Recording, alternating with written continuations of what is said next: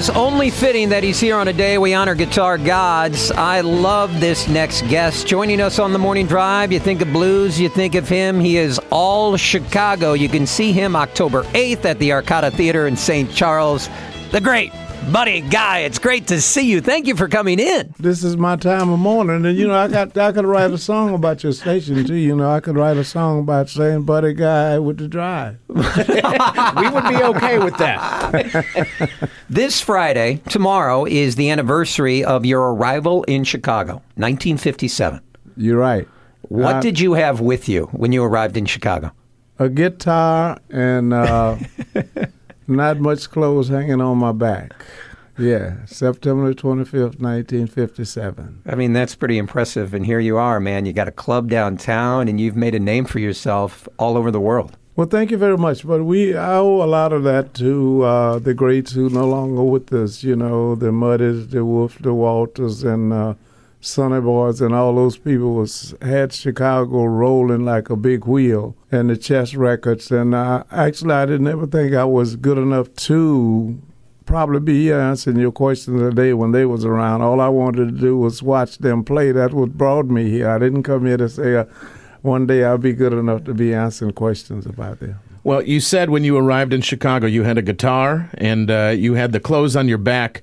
What guitar did you have then as we honor guitar gods, and have you upgraded since? Yeah, because you have to upgrade when you first come here. Being from the South, there's nobody rip you off hardly, man. I came here with a Les Paul Gibson, and I don't think it lasted 3 weeks before somebody had ripped me off for it. Chess Records, you brought up Chess Records, where you spent a lot of time. Tell us about the first time where you met the Rolling Stones there in Chicago. Oh, actually, 1964. I was doing a record called My Time After a While. So they would put you in a little room with the vocal mic, and I had a window where you could see the band. And all of a sudden, I'm in there with the band, and that's all I wanted, And all of a sudden, here come these guys. I had never saw white people with long hair, tall boots, and they lined them up against the wall, and I almost started cursing like, what are you doing to me? Who is this you bringing in here? And it was the Rolling Stones. Oh, yeah. You're looking at Mick Jagger thinking this is a woman. All of them. Not just Mick. I thought all of them was women at first.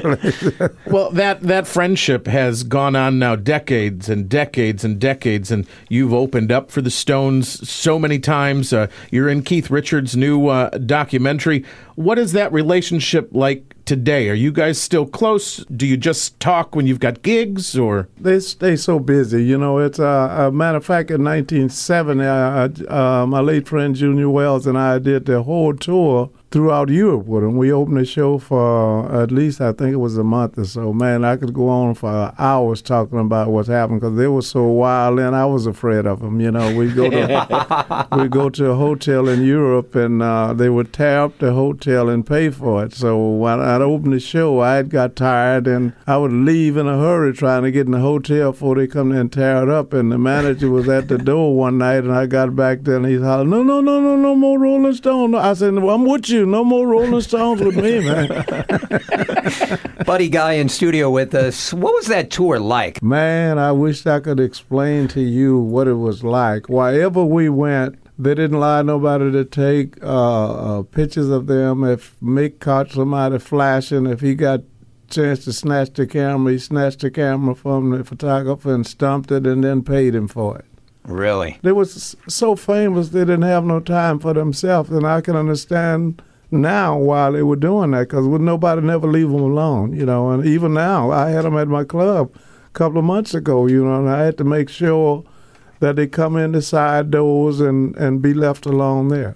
So when the Stones show up to Buddy Guy's Legends in Chicago, does Mick just send you a text and say, Buddy, we're headed your way, or do your people and his people convene?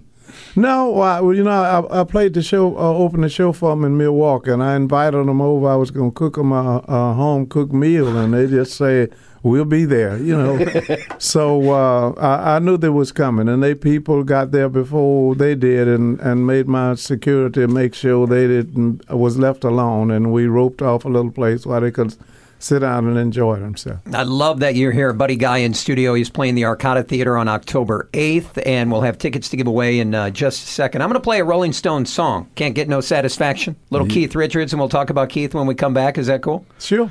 Buddy Guy in studio. It's The Morning Drive.